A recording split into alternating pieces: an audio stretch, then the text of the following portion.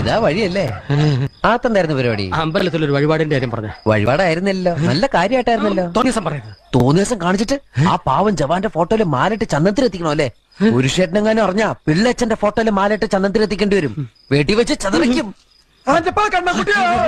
നാട്ടുകാരെ വിളിച്ചു കൂട്ടിട്ട് മോൻ എന്ത് കിട്ടും? എനിക്കൊന്നും കിട്ടില്ല, പിള്ളേച്ചന് കിട്ടും. നല്ല അസല് പൊതുക്ക്, വലിയ നിലവിലുള്ള ആളല്ലേ, എല്ലാരും ഒന്ന് അറിയട്ടെ എന്ന്. നീ എന്റെ മാനം കളയരുത്. നിനക്ക് എന്ത് വേണേലും ഞാൻ തരാം. എന്ത് തരും?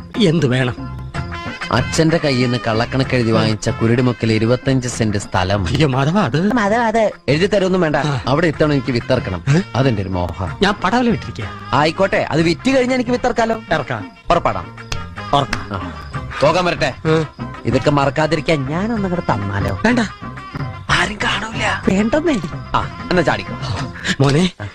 ഇന്ന് നീ അവിടെ കക്കാൻ കയറരുത്. ഇന്ന് അവിടുന്ന് എന്തെങ്കിലും പോയാൽ നാളെ എന്റെ തലയിലാവും. ഓ, എന്നാ മറ്റന്നാളാവാം. അതിന്റെ പിറ്റേന്ന് എന്റെ തലയിലാവും.